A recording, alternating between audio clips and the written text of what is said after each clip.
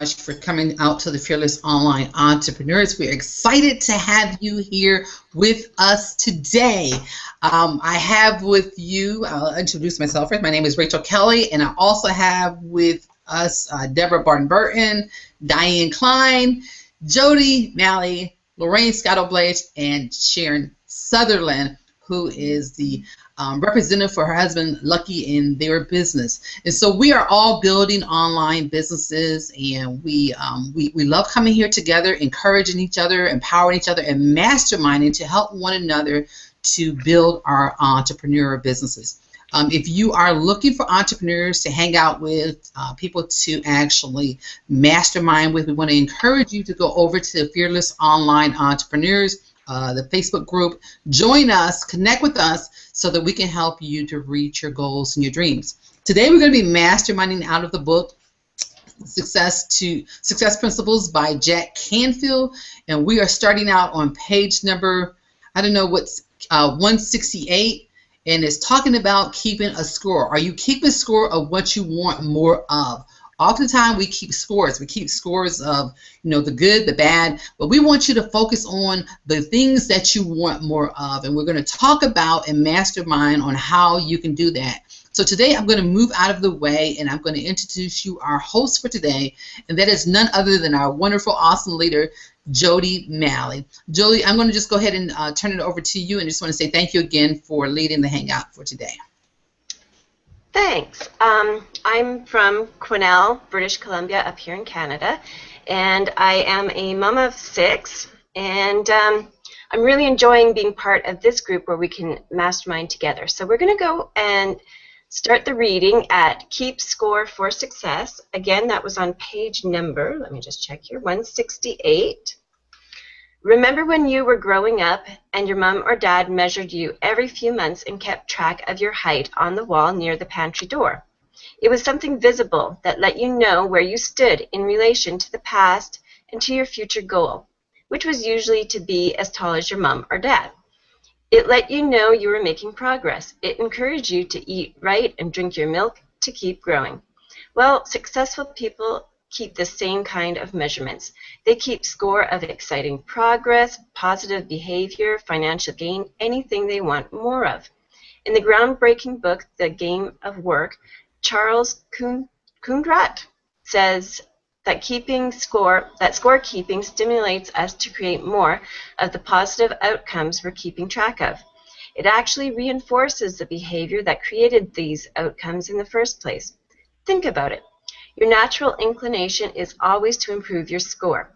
If you were to keep score on the 5 things that would advance your personal and professional objectives the most, imagine how motivated you would be each time the numbers improved in your favor.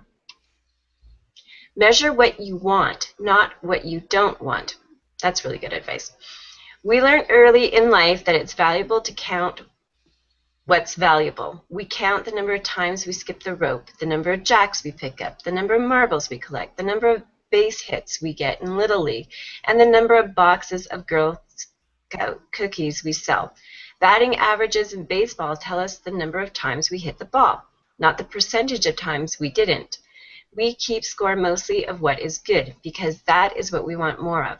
When Mike Walsh at High Performers International wanted to increase his bottom line, he started keeping track not just of the number of enrollments his company was getting, but also of how many cold calls employees were making, how many face-to-face appointments they set up, and how many of those appointments they turned into enrollments. As a result of this kind of scorekeeping, Mike saw a 39% increase in revenues in just 6 months. I think I'm going to just stop right there if anyone wants to jump in on a little bit of what you think of this. Just because I think when we do measure more positive, then you get more positive results. Does anyone else want to share on that? Yeah, Jody, I just think that it's given us the process of writing down what we want so we're better focusing on those things and not allow the mass distraction to take us off the path. Mm-hmm. Yeah, and I think even as kids, like I had mentioned earlier, I have 6 kids, And they all think it's funny once they go past me in height. I'm not a very tall person, so it's pretty easy to do. So, I kind of chuckled when I heard that a little bit, because we should have positive stuff for our children as well.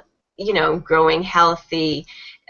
Just what they said. We started baseball this week, so we have 2 of our children in ball, and they're excited because they have grown so much from last year, both of them being beginners, that now they're seasoned ball players. So encouraging our families and our own personal growth is really important. Okay, does anybody want to start reading on the next part there? I'll read, Jody. Okay.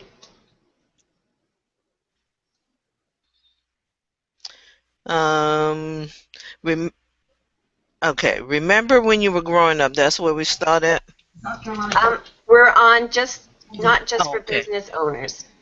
Okay. All right. Not just for business owners anymore. When Tyler Williams joined the junior basketball league, his father, Rick Williams, co-author of Managing the Obvious, decided to counteract the usual negative focus of youth sports by creating parent scoreboard to scorecard to keep track of what Tyler did right rather than what he did wrong. He tracked 7 contributions his son could make to the team's success: points, rebounds, assists, steals, blocks, shots, and so on, and award Tyler 1 point every time he made one of those positive plays. Whereas the statistics kept by the coach centered chiefly on points and rebounds, the 2 traditional forms of measurement used in junior basketball, Tyler's dad's scorecard awarded points for virtually everything positive accomplished during the game. It wasn't long before Tyler was sprinting over during timeouts to check on his contribution points. When they reached home after the game, Tyler would hustle to his bedroom, where he had a chart on the wall that plotted his progress. With a small, simple graph Tyler made himself, he could see where he was improving as the season progressed. The lines on the graph went steadily upward, without a single harsh word from the coach or his dad. Tyler had turned into a better basketball player and enjoyed the process besides. Keep going. Yep. Keeping score at home. Of course, scoring isn't just for business, sports, and school. It can be applied to your personal life too. In the May 2000 issue of Fast Company magazine, Verma Kessler, the founding CEO of Sun Microsystems, said, "It's great to know how to recharge your batteries, but it's even more important to make sure that you actually do it. I track how many times I get home and time to have dinner with my family. My assistant reports the exact number to me each month. I have 4 kids aged 7 to 11. Spending time with them is what keeps me going." Your company measures its priorities. People also need to place metrics around their priorities. I spend about 50 hours a week at work, and I could easily work 100 hours. So I always make sure that at the end of it all, I get home in time to eat with my kids. Then I help them with their homework and play games with them. My goal is to be home for dinner at least 25 nights. I lost my spot. Or at least 25 nights a month. Having a target number is key.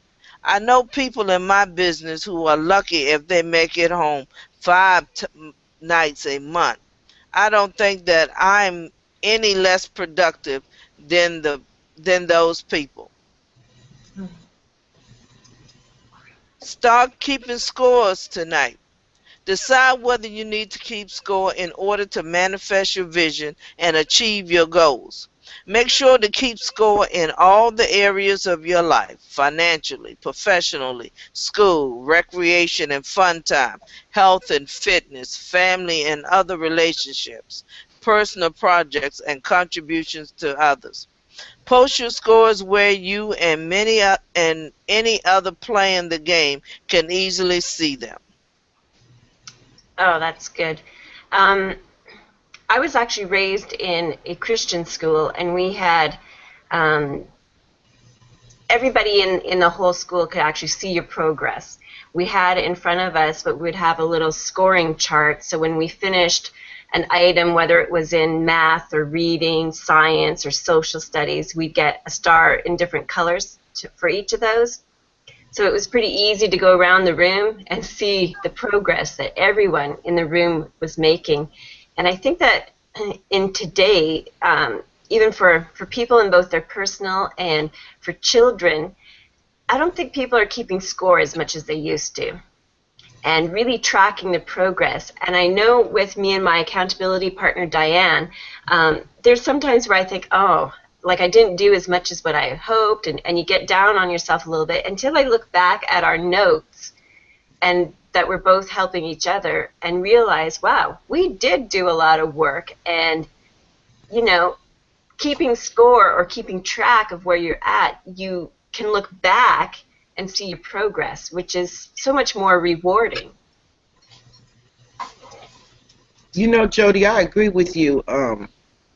I did that when I was with when my kids were small, in different little projects and things, and I do, you know, applying that. I have a whiteboard on my wall that I have as a timeline, and when I complete a situation, I will put I'll make with a marker a big star above that part of the timeline. That is the only method that I'm using right now, but I think what people will have to do is create something that's not time consuming, but a way to measure your progress. Once you create your list of goals, put them on a timeline that you can visibly see, and as you accomplish those goals, reward yourself for reaching that goal. Like go out to dinner and celebrate, or you know, get on the phone and have a fun conversation with someone. I've reached this, and pat yourself on the back or something that you like to do, because each time you reach a goal, watching your progress and then reaching that goal, we've been taught that you need to reward yourself for it. So it's coming up with the method of measurement. Like I said, I use a whiteboard, and then I put my goals on a timeline. So you also are being impacted of watching your progress and meeting your timeline of the goals that you want for your life. And make them in small chunks. Don't try to put major goals, in front of you, because you'll keep having to reinvent the timeline. Stretch it out where it's the little bitty steps that will make great measures, and make you feel like you're progressing. I want to just piggyback on what Deborah said. That is so true. If you set the big goal, you know that that's what you want in the end. But in order to get to the big goal, you have to set little tiny goals so that it doesn't seem like you are working as hard to get to the big goal. And then when you get there, you can look back and say, I did it. Mm-hmm. I know that me and my partner Diane, what we've been doing too is we've been writing a timeline out, and if we go over the timeline, like we for example, if we're going to be doing the hangout here or after the hangout, we have some goals that we do. Both of us have agreed that if we go over the timeline and that thing isn't completed, we'll just put that to the next day. Because I think a lot of people get hung up on one thing, and that one thing can drive you nuts and stop your whole momentum for days at a time.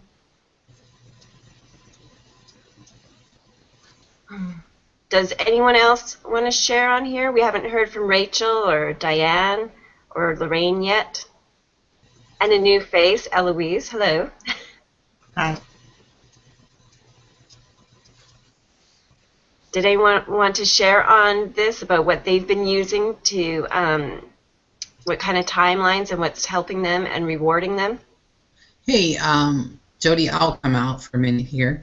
For me, I've been using just I'm much like Deborah. I'm using a whiteboard, but I'm also using I printed out a checklist, and my checklist actually is kind of funny. It's like 4 pages. It's 4 pages because that's just how much I have to get done in a day.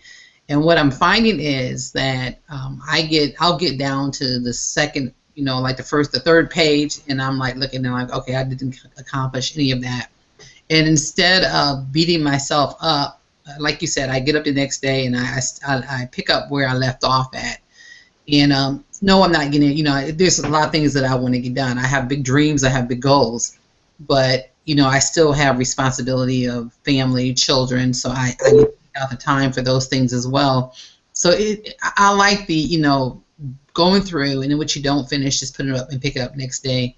That's what's been working for me. And when I try to consume and do it all, I find myself overwhelmed and feeling unaccomplished. So I just pretty much came to the point that 4 pages just does not work for me.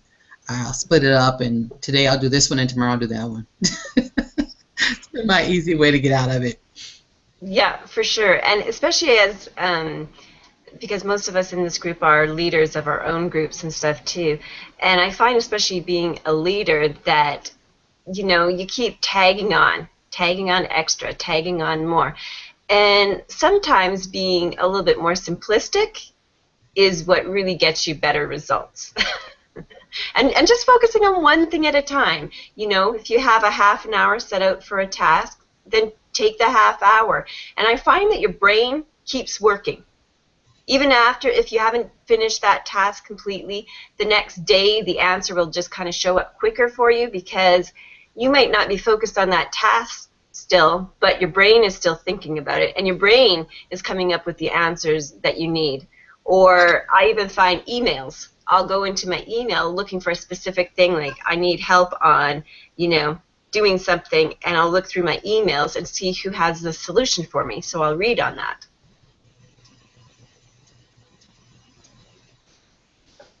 I like that, Jody. I never thought about using the email like that to find solution to something I was working on. That's a good nugget. So I will try that. When instead of keep searching all over the internet trying to find it, it might be right there in your face, looking right at you, and all you have to do is take the time to go there and look for it. That's good. I like that. Thank you. You're welcome. That's one of my favorite ones too. Does anyone else have something to share, or shall we continue reading? Well, I like the idea. I'm a list person, and I always have a little list of what my achievements are to be for the day, and of course as for the whole week as well. But I really like your idea about putting a time restraint on that. And I think that's a great nugget, because that'll, especially with somebody like me who's totally ADD, it's like, oh wow, there's a squirrel. It keeps you on track. Okay, this is only supposed to take this much time, and I think that would definitely help with focus. I'd love that, to do that. Put a timeline next to each item on my list. Great, thank you, Jody. Well, I think that came from, again, just look at what you were successful when you did something in the past, and why were you successful at that? And for me, it was, like I said, mentioning with the Christian school, like we gave ourselves stars for everything that we accomplished in different colors, the shiny object. And then after we were done it, our teachers would actually give you extra free time. So that's why I like doing stuff in short increments, because the shorter you can keep it, the more you can actually accomplish in that short time. I don't know if anyone's actually heard of the Pomodoro thesis. And what that is all about is it's a lady who actually did groups of kids in college and university, and you would work on something for 25 minutes, have your timer set, and once the 25 minutes is done, you completely set it aside, and for 5 minutes you stretch or go get a drink of water or something like that. But you turn off every other distraction in that 25 minutes, and then when you do that 4 times, so that's in a 2-hour increment, then you give yourself a 15-minute timeout and then come back. And the reason is it's actually proven scientifically that our brains can only actually function on a set task for 25 minutes without distraction. And then anything past that, your retention or your results are just not there. So if you can set a task for 25 minutes, give yourself a 5-minute break, and then come back to a different task, you're actually completing a lot more even in 2 hours than you probably can get done in the whole week.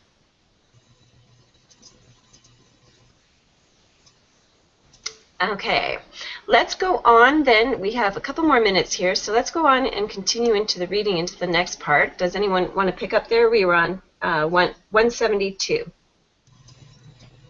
I'll read, Jody. Excellent. Okay, principle 22, practice persistence. Most people give up just when they're about to achieve success. They quit on the 1-yard line.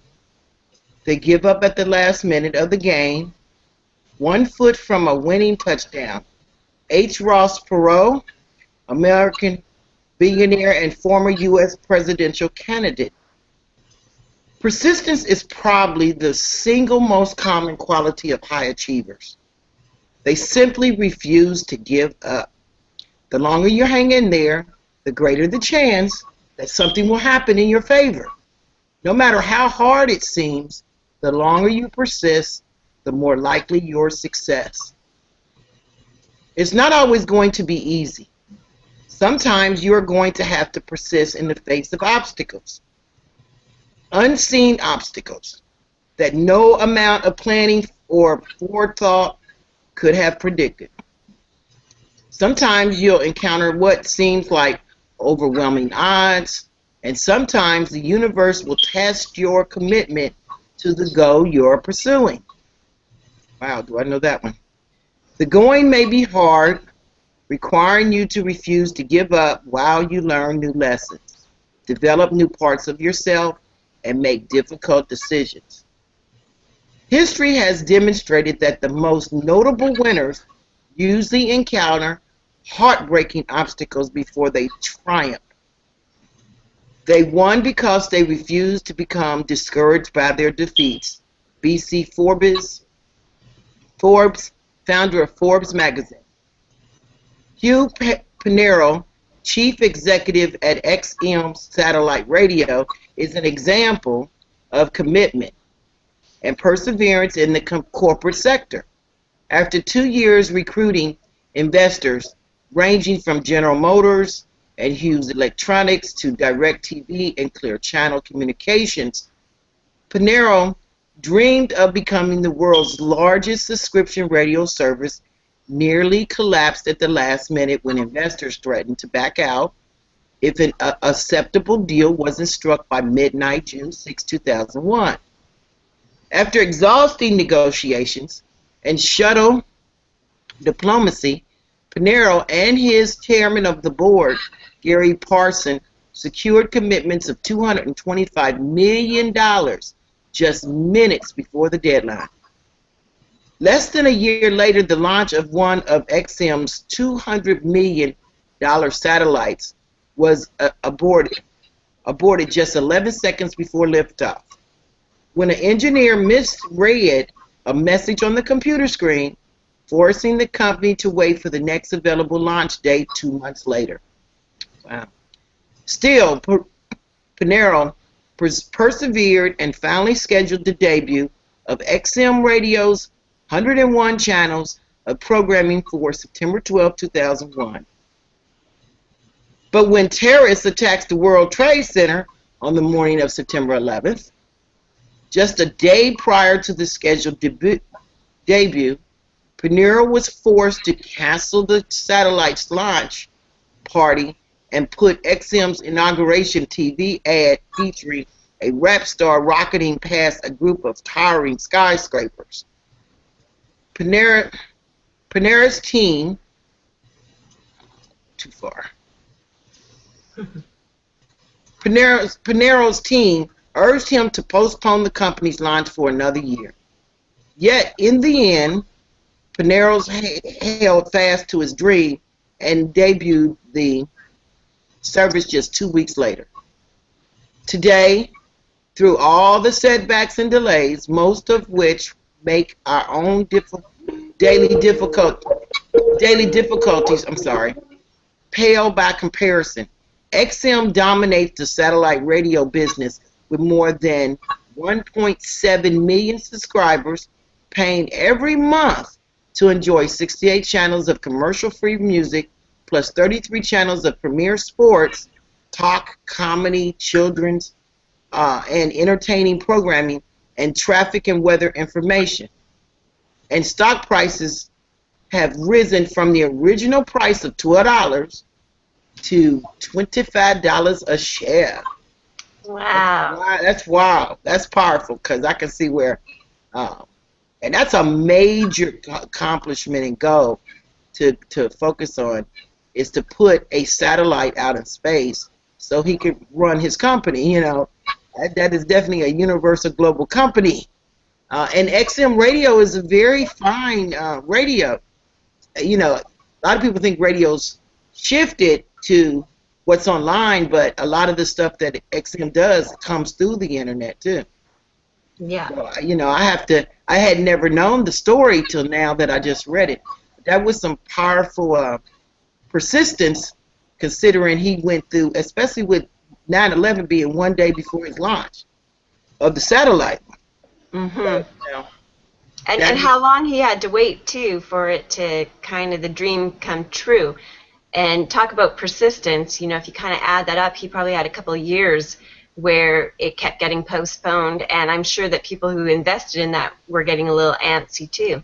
Yeah, that's not an easy place to be in, position to be in, to be accountable to investors, because you're using other people's money, and you have to be accountable to them how the money's being used. And when you set off their ability to make money off of their money, that can be overwhelming. So, you know, I'm really glad to see that he was persistent. That's one of the best stories of persistence that I could have seen, read, or heard about. Anyone else want to share on that, being persistent behind that?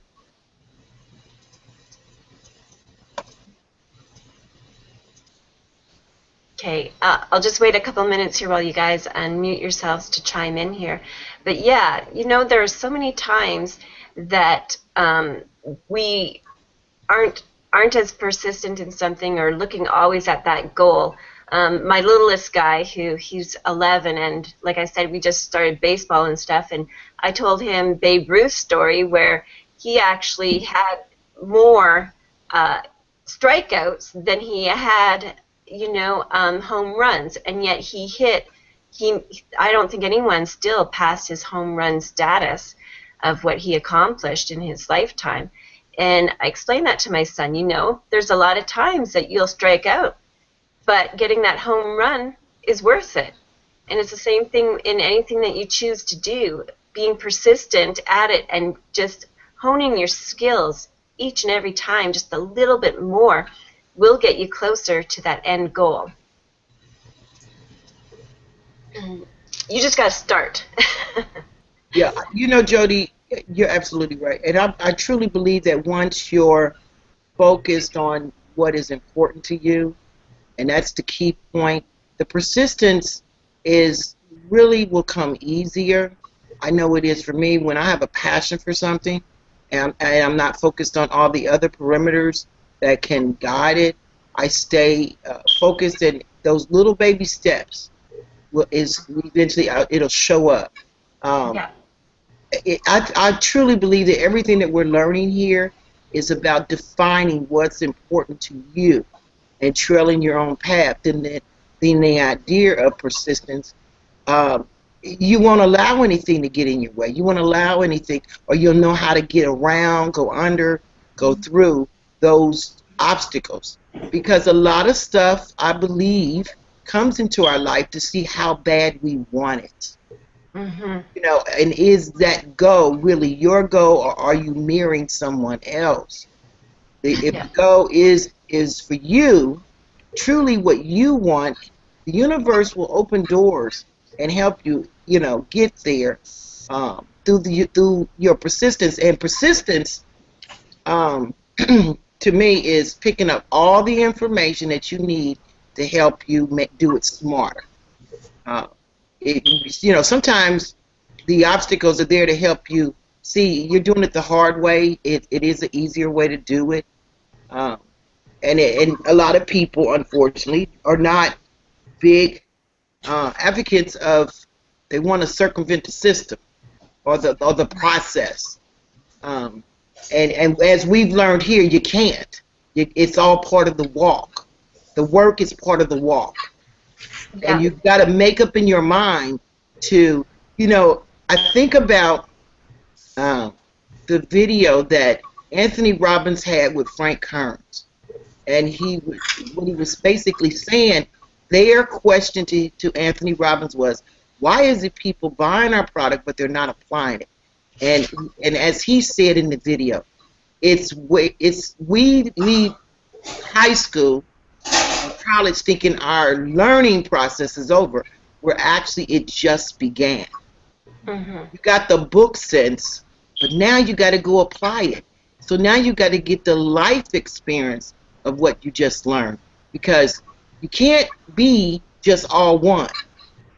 Okay, I dropped out of school, uh, and then when I realized it wasn't going to be acceptable in the marketplace, I went back to school and graduated from college, and I thought, okay, but what I was destined for was self-employment, and then I realized that ain't even all it's cracked up to be. It's you're working for yourself, but it's owning a business and investing. That during this journey, this 40-year journey, have I found the perseverance of having my own. But I had to learn a lot of things that I did not know in order for me to get there. You know, Yeah. so if I wanted to, if I was not a lover of education, and I didn't like school, but I'm a lover of information and education, and it teaches me so much. Where you know, I'm mastering the idea of ownership of business. I have a lot of passions, which makes me look like I'm all over the place. But the mastery for me is knowing how to own a business without being in the business. You know, and that's where the freedom comes, and Okay. be an investor. I don't mean to cut you off here, but we are a little bit over our time, and I see that Diane had wanted to share something really quick, and then we'll wrap this up. Hey, Jody, before you close out, I want to say something real quick, too. Okay, excellent. I just wanted to say that it fits right in what you had read yesterday when he said we shouldn't get overwhelmed with what we're trying to work on. We should break it up into chunks, so that if you're persistent and you get all overwhelmed and you're all discouraged about what you have to learn, just for me, I have to break it up into chunks. Yeah, true enough. Okay, Rachel? Yes, and I just wanted to add to the power of persistence. You know, when I've looked back to my life and everything that I've gone through, foster care, et cetera, depression, giving birth to a child with special needs, a marriage of 21 years now, children that love me, respect me. I didn't have that as a child. I pretty much came along and had to pick up a book and learn how to do everything that I am doing. So persistence now has me with, you know, a wonderful marriage of 21 years. And when the rough roads got rough, when we wanted to quit, we refused to. We kept looking for solutions. We kept learning about one another. Same thing in business. You know, in business, you know, 6 years of struggling online, and finally figured out what I needed to be doing. Children, I mean, my children are now running the streets, causing all kind of problems. I mean, it was because I was persistent and determined to make those things happen, understanding relationships, et cetera, et cetera. So really the power of persistence is unbelievable once you start believing and you start, like we talked about earlier, the thing, keeping score of those positive scores and building on those and keep pushing forward. Back to you, Jody. Excellent. So what we want to encourage you to do today is, if there's something that you have been trying to accomplish, some excellent tips here. Write it out. Keep track. If those were things that, what were you successful in the past and how did you accomplish those successes, then that's your story. You need to find something that works for you, that's measurable. Keep it simple, sweetie, is always what I say, and you will accomplish a lot more than you ever thought you could. So from the Fearless Online Entrepreneurs, we would like to thank everyone for joining us today. And you can go on to our Facebook group, join in on the conversation there, and whoever invited you to the Hangout, get back to them and, maybe do a little bit of mapping out of some goals that you need to do, and the person who invited you can definitely help you in that way. So bye for now. See you tomorrow.